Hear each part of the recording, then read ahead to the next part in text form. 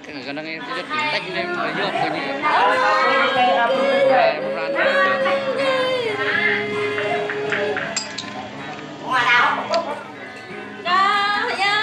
clip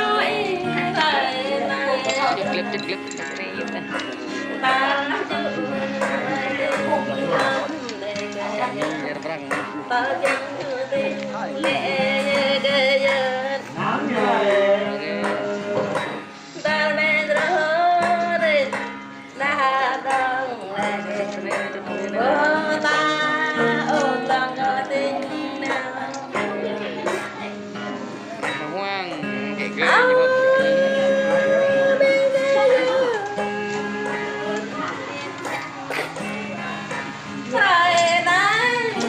cho xe cho qua quạt chơi vậy quạt chơi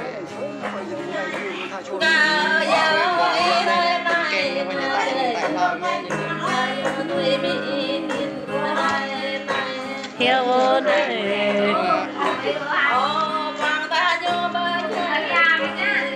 cơm được hết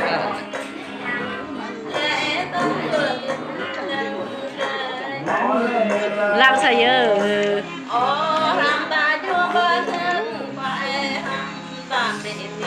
đây nhầm rồi đắp rồi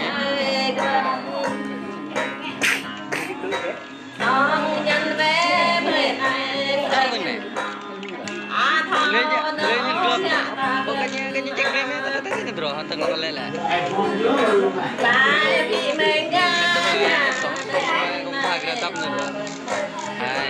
tap nih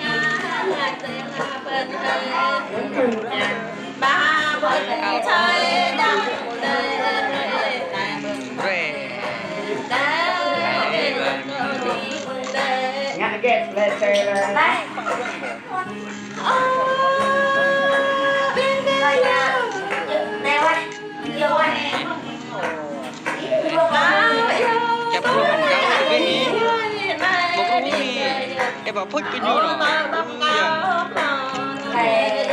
đó vậy là tê thì to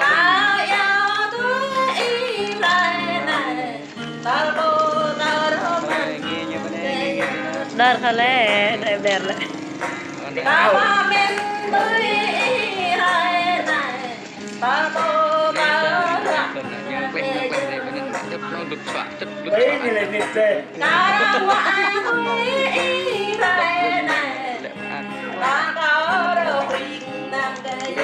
con tâm nhớ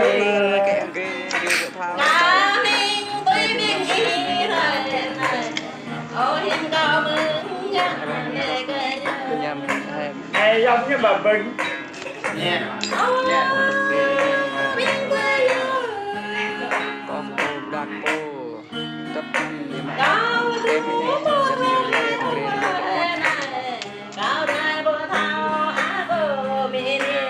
mà à kìa